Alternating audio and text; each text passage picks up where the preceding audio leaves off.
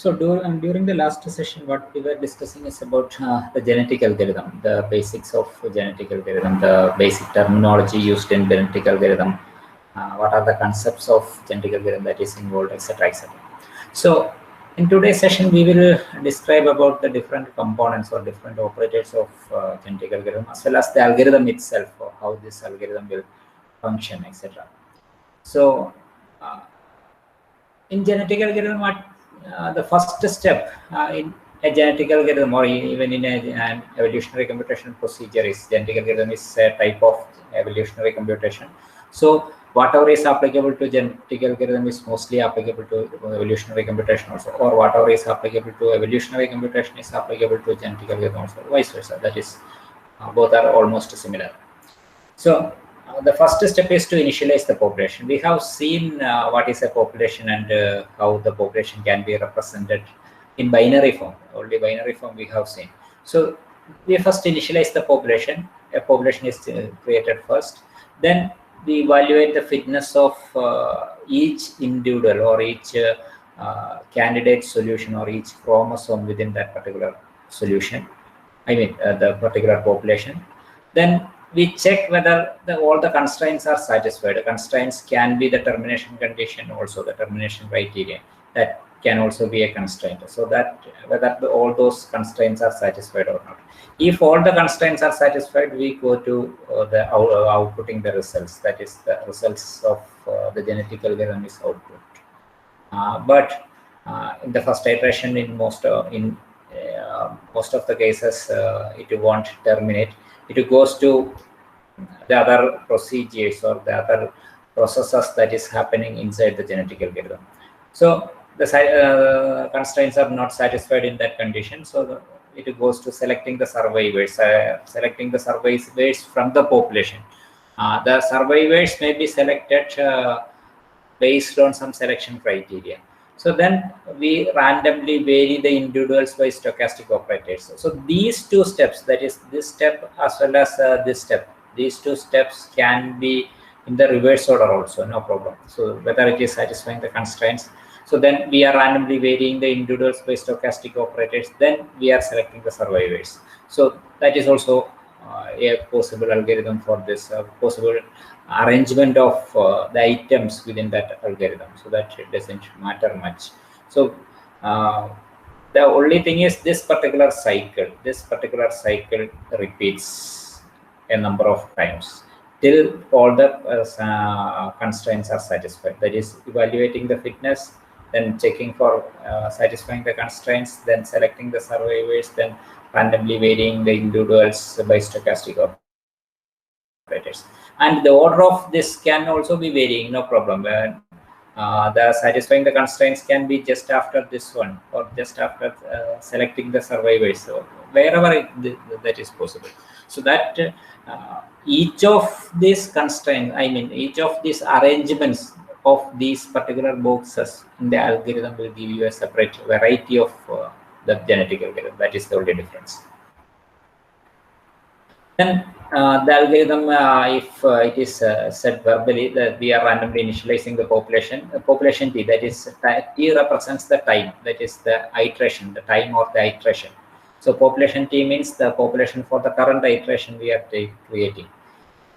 Then we are determining the fitness of the population, that is, we are evaluating the evaluation function for all those population. Then we repeat certain steps until the best individual is good enough. So that's it. Then we the repetition, within the repetition, what the first step is, we have to select parents from the population. From the population we are selecting parents. Then we are performing the crossover on parents, creating the population t+1. That is the next generation. We are doing the crossover operations on the parents in order to create the next generation population. Then we perform the mutation on the population. Population t+1, that is, in the next generation we are doing the mutation. These steps can be in a reverse order also. That is, the first mutation can be done and then crossover can be done, no problem. But in most of the cases, in most of the simple genetic algorithms, what the crossover comes first and then it goes for mutation. mutation happens on the elements, that is the newly created offsprings. The mutation happens in the newly created offsprings, not in the old generation. So that is why it is the population T+1. The mutation is happening in the population T+1. Then we determine the fitness of the population again. So that is this particular step is repeated. That is determine the fitness of the population T+1. So then once this fitness of the population and T+1 is determined, then T becomes T+1, the next iteration. So the T becomes the current iteration becomes the next iteration. The next iteration means if we were at T, that is the first iteration. Now, once a repetition of or once a running of all these 4 steps are completed, the current generation becomes the generation 2. So that is T+1. So this repeats till the best individual is good enough, for some termination criteria is met. So the main requirements or the main steps in creating a genetic algorithm is to follow or create all these things. That is, we should have an encoding technique. We obviously the first thing we will always be having, that is we will be having a problem to solve. We have selected or we have a problem that is to be solved, and we want to apply the genetic algorithm in that case. That is the condition. So then first what we have to decide is we have to find that encoding technique, that is how the gene is represented or what does each gene means in the case of genetic algorithm. In the case of genetic algorithm for this particular application, what each gene should mean. So that is the encoding technique. Then once the gene is created, you can combine all the genes together to form a chromosome. So the encoding technique determines what is the gene, what is the chromosome for that particular problem. That is actually one of the difficult conditions, one of the difficult steps in implementing a genetic algorithm is this one, that is the encoding.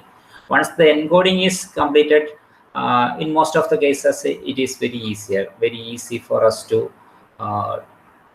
proceed further in other steps. So if encoding is done, then obviously decoding is easier, because encoding and decoding are the opposite of each other. Encoding is the opposite of decoding, and decoding is the opposite of encoding. So you know what is encoding and decoding. So encoding is converting the problem, I mean the solution of that particular problem in the real space to the computational space. So in the computational space, we have genes and chromosomes. Even the alleles are all there. Alleles, genes, and chromosomes are there. So then during encoding, what we do is we create the chromosomes. Inside the chromosomes only, obviously the gene should be there, and the alleles should be the values that is taken up by the genes. Then the next procedure is initialization procedure. That is how the first generation population, the first population should be created. That is to be created in a random way or in using some other heuristic. Okay, let's see how the initialization will be being done. So there are multiple procedures by which we use the initialization procedure, or we does the initialization procedure. That is creating the first population. Initialization procedure is creating the first population. Then in the next step, we should have an evaluation function also. In most of the cases, if the problem is known to us and the problem solution is known to us, solution means a candidate solution is known to us, then obviously the evaluation function will also be known to us in most of the cases. In some cases, we have to convert the value obtained obtained from the solution to some other value, some other operations. It has to undergo some other operations to give us some other value, so that it can be used as an evaluation function. In some cases, we may not be able to use the solution that the solution as such, the value of the solution as such as an evaluation function. So the evaluation function is the next thing that is required. In the case of traveling salesman problem, as we discussed earlier, the distance, the total distance traveled by a salesperson by going through all the possible cities is an evaluation function in that case. So in some cases, some other cases, the evaluation function can be different. Then how the selection of parents is done. This selection of parents can be selection of parents for the chromosome crossover, or the selection of parents for the next generation, or it can be selection of a particular chromosome for doing the mutation, etc., etc. So the selection can be in different places. The selection is done at different places in genetic algorithm. Then the genetic operators. We have to decide on what are the genetic operators. That is what is the type of mutation that we will be doing, what type of crossover or the recombination we will be doing in our genetic algorithm, etc., etc. Then we have to determine on the termination criterion. That is how this particular algorithm will be terminated or closed or ended. That is that we have to determine. So that mostly depends on the quality of the solution required. That is, in some cases, the solution, even if the solution is too far away from the real solution, real optimal solution, it may not be a problem. When this happens when the time is very important, the time of getting the solution is very large. If the time of getting a specific or an optimal solution from the algorithm is very large, then we will be satisfied with a near optimal solution, or an optimal or a solution which is far away from the optimal solution. So that is we have to determine the termination criterion depending on the time required for running that particular algorithm, as well as the time available to us for finding out the solution. So that is the termination criterion. That depends on the quality of the solution required. Then finally, the parameter settings. The parameter settings are there are some probabilities involved. The probabilities, like the probability of selecting the parents, the probability of mutation, the probability of crossover, etc., are there. And these are the main parameters in the case of a genetic algorithm. We will see about it later. So that is actually a practice and art. That is how the parameter settings are done. In most of the problems, there are literatures available on which the solution of that particular problems are given. And since they have solved it using genetic algorithm, most of the parameter settings are also given in that particular paper. So we can, when we are going for a new problem, when we are applying genetic algorithm to a problem, in most of the cases the parameter settings may be available in the literature. If something is not available, then we will have to undergo, or we have to do some pilot study in order to fix the parameter settings. So what should be the parameter, the crossover probability, what should be the crossover probability, what should be the mutation probability, what should be the selection criterion while selecting a particular selection criterion, whether we are using some specific parameters, etc., etc.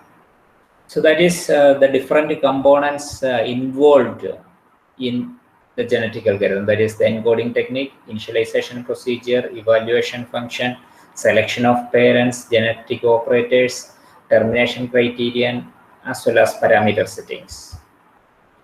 So the different operators in a genetic algorithm are, we have already said about these things. That is the three different operators in a genetic algorithm are the selection or the recombination. Recombination is also known as the crossover. So selection, crossover, and mutation. These are the three available, or three operators that is used in a genetic algorithm.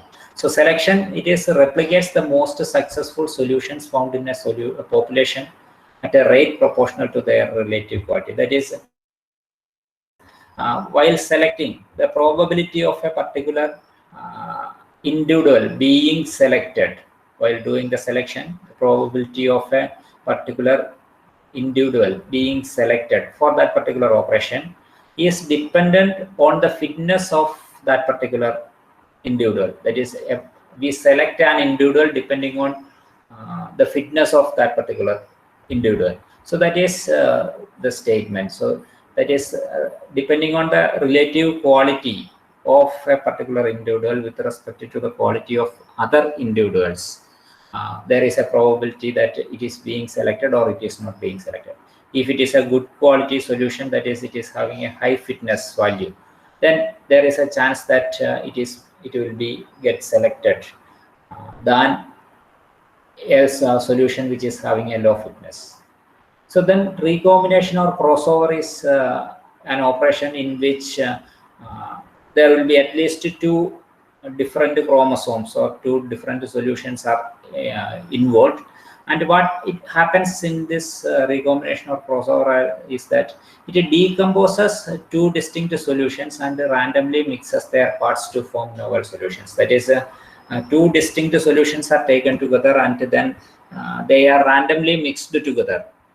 In some cases, it may not be randomly mixing, it may be cutting it each individual into two different parts and then merging the different parts or two parts from different solutions. So that sort of crossover operators are also there. So we will see that different types of crossover operators in the future. So then mutation is we are randomly reproduce a candidate solution. We are randomly changes specific location in a candidate solution. So that is mutation. There won't be more than one solutions involved in the case of mutation. In the case of mutation, we will be having a single solution and we are randomly changing as a specific location or any location, any selected location of the candidate solution. So that is where I said selection operators are required in the case of mutation also. The selection of a particular position, where in which position or in which gene this allele has to be changed, this value has to be changed, that also depends on the selection operator in the case of mutation operation. So that is in the mutation, there will be, in most of the cases in mutation, there will be two selections procedures going on. One selection procedure is the selection of the individual, selection of the chromosome which has to undergo mutation. That is one selection procedure. And in the second selection, the gene in which the allele has to change, that is the second mutation selection, the selection for mutation operation. So this is the evolutionary cycle, the different components that is involved. So we are coming from here, the initial population will be here, the initialization will be here, then the population. Then what happens is it goes for reproduction. Reproduction is being carried out, the parents are being selected, and then reproduction is done. After reproduction, the children are formed, new offsprings or new candidate solutions are formed after reproduction, and these children undergo modification, that is mutation, that can be mutation. So the population, then reproduction, then mutation. Then once the modified children or the mutated children are evaluated, then these evaluated children again goes to the population. So within this population, some members may be deleted or removed in order to keep the size of the population constant. So the size of the population is kept constant. In most of the algorithms, it is the state, it is the condition. Especially in the steady state genetic algorithm, the size of the population is always kept constant. Whenever a new solution comes into the population, one of the least fit solutions are discarded or deleted from the current population. So that is the procedure. So initialization, then the population undergoes reproduction. The reproduced elements, the reproduced new candidate solutions can come back to the population, or it can replace some of the elements within the population. So it depends on what type of genetic algorithm we are going on. So then after the reproduction, the children are modified, and the modified children are then evaluated. So this cycle goes on. And now we will look into the details of each of these steps in the evolutionary cycle. So first is the population. We know that in the population is randomly generated in most of the cases, and the population consists of a number of chromosomes, and the chromosome can be the bit strings, as we described in one of our examples, or one of our illustrations in our previous classes. The chromosome was bit string chromosome, so that is only zeros and ones will be present in the bit string chromosome, like this 0 1 0 1, then some other zeros and ones will be there, then 1 1 0 0. So that is a bit string chromosome. Then the chromosome may consist of real numbers, that is the real values. Real values can be possible, that is 43.2 minus 33.1, etc., etc., 0.0, then 89.2, etc. That is only 4 values of a chromosome is given, and in between these values there is possible other values also. So it can be a sequence of real numbers, or it can be a permutation of elements. There may be different elements in the case of machine components, or in the case of problems involving the gear train arrangement, problems. In that case, the elements can be the different gears. So in that case, you cannot express them as numerical values, or binary values, or real numbers, etc. So that will be the elements. So some specific machine elements or some specific gears will be there. So that is this thing. In the case of our traveling salesman problem also, the solution was a permutation of the different cities. Cities can be considered as elements. So the different permutations of a specific number of cities was the solution for this traveling salesman problem. Then it can be a set of rules in the case of artificial intelligence, or some sort of machine learning. In that case, it can be the list of rules that should be coming up first, then second, etc., etc., in the order in which those rules are being popped up. Then it can be program elements also. While programming, there will be different modules, different functions, etc., etc., or different operations happening within the function, or etc., is possible. So in that case, the program elements can also be a chromosome, that is the gene of a particular chromosome. So when the program elements are encoded as chromosomes, then that is known as the genetic programming. It is not normally known as the genetic algorithm. When the programming elements are the genes, or program elements constitutes the the chromosome, then in that case, that particular genetic algorithm is known as genetic programming. So then there are many other structures, chromosome structures are there. That is, any data structure can be made a chromosome. It can be a stack, a queue, etc., etc. Any sort of data structure can be a chromosome. Now, the initialization procedure, as I said, there are 2 different types of initialization procedures are there. One is a random initialization, that is populate the initial population with completely random solutions. The solutions are picked up randomly, completely randomly, without having any specific specific inclination to any specific method. The solutions are picked up, or inclination to any specific value. The values are the solutions are picked up. That is the random initialization of the population. Then there is another method of heuristic initialization. That is, we apply some heuristic for the problem, and then thus we find out the different solutions, different probable solutions, which maybe in most of the cases it may be better solutions than the random solutions. So that sort of heuristic initialization is also possible. That is, populating the initial population using a non-heuristic for the problem. For if there is a specific heuristic which can be applied for the problem, that also can be used for initializing the solution. But in some cases, the heuristic initialization will be very much useful in such a way that it will reduce the running time of the algorithm. In many cases, it is the condition. But in some cases, what happens is the heuristic, if you apply a specific heuristic to a specific problem, then we will get only a single solution.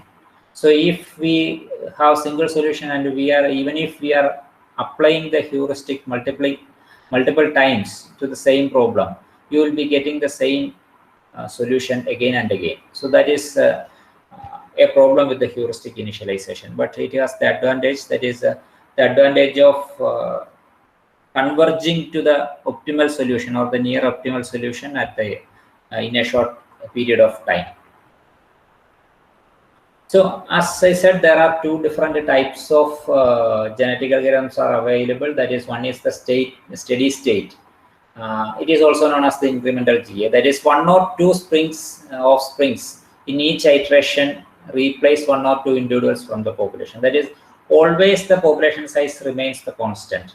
When two new offsprings, one or two new offsprings are created in the population, what happens is some of the older one or two parents or one or two individuals which is already present in the population are deleted. So the size of the population remains constant every time. So that is a steady state genetic algorithm. The steady state genetic algorithm is also known as the incremental genetic algorithm. This is known as the incremental genetic algorithm just because every time a new offspring comes, the previous one is lost. Some previous individual is lost. Then there is a generational genetic algorithm. In the generational genetic algorithm, what happens is we increase the population size whenever new offspring are generated. That offspring is inserted into the current population, thus increasing the size of the population. It doesn't delete a parent, or it doesn't delete a lower fit individual from the population when a new offspring is added to this thing. So that is the generational condition. Instead, what happens is the size of the population increases to a certain value. Then we select the possible individuals which should be traveled, or which should be transferred to the next generation. So that is, the entire population is then replaced by a new one at the end of the iteration. So in the generational case, the entire population is replaced, and in the steady state genetic algorithm, only specific individuals are replaced. So that is the difference. So next is the reproduction operation. The reproduction operation is mostly the crossover operator, that is the recombination operator. In this case, actually, from the population, parents are selected. Then the parents undergo some operation, some crossover operator to produce children or some offsprings. So parents are selected at a random with the selection chances based in relation to fitness, and the parents are selected based on the fitness of each of the individual within the population. So from the population, we are selecting parents, and the parents are being selected depending on their fitness within that particular population. Then these parents undergo the operator known as the crossover or the recombination operator in order to produce new children. And in generational genetic algorithm, these new children are inserted into the current population, so that the size of the population increases. But in the case of a steady state genetic algorithm, these these new offsprings are inserted into the current population by replacing least fit or lower fit individuals from the population. So the parent selection procedure, it is the process of selecting parents which mate and recombine to create offsprings for the next generation. It is very crucial to the convergence rate of genetic algorithm. So parent selection procedure is very crucial for the convergence rate of genetic algorithm. And actually this parent selection should create or generate, or it should maintain the diversity within this population. That is, the population should not contain the same copy of or copy of the same chromosomes multiple times. It is not required. A copy of a particular chromosome is required only once. If multiple copies are available, there is a chance that the two parents selected will be the copies of the same chromosome. And if if both are the same, if the male as well as the female parents are same, then what happens is when you create a new solution, that may also be the same. So that leads to premature convergence. That is, the algorithm will converge to a specific solution without checking enough number of solutions so that we will get a good solution. So the fitness of the parent selection is done depending on the fitness of the particular individual, and in most of the cases the parent selection procedure is also known as the fitness proportionate selection. That is based on the fitness, based on the quality of the solution, a particular solution is selected as a parent. So this fitness actually creates a selection pressure also. What is the selection pressure, that we will see later. Selection pressure is actually a particular parameter or particular state of being a particular chromosome, the state of a particular chromosome being selected for selected as a parent. That is the selection pressure. Selection pressure for that the probability of a particular chromosome being selected as a parent. That is the selection pressure. So the different types of selection procedures are roulette-wheel selection, stochastic universal sampling, tournament selection, rank selection, random selection, etc., etc. So those we will discuss in the next class.